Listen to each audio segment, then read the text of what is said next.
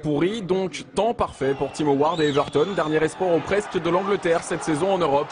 Espoir douché dès la fin du premier quart d'heure. Yarmolenko pour Gusev. Une combinaison sur corner suffit à tromper les Toffees. D'autres bleus que ceux de Chelsea, pourtant tout aussi friables sur coup de pied arrêté. 5e passe décisive pour un Yarmolenko inspiré pendant 30 premières minutes, largement dominé par les Ukrainiens. Avant le réveil d'Everton, Jagielka voit sa tête repoussée par Danilo Silva. Alcaraz, sa frappe déviée en corner. Première alerte avant le chef-d'œuvre, signé Romelu Lukaku.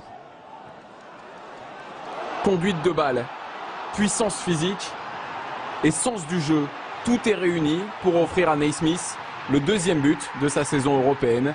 Égalisation méritée pour Everton au cœur d'une période largement dominée par la classe de l'international belge.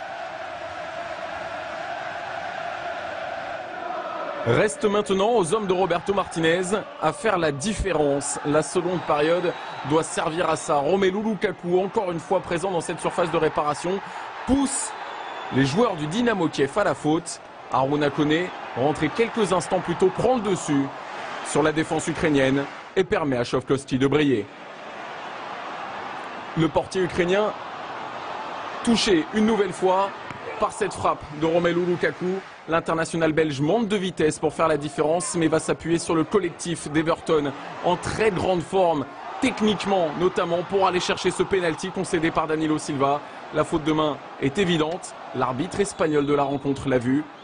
Et après sa passe décisive, Romelu Lukaku va permettre à Everton de prendre les devants dans cette double. Ce qui se passe ici.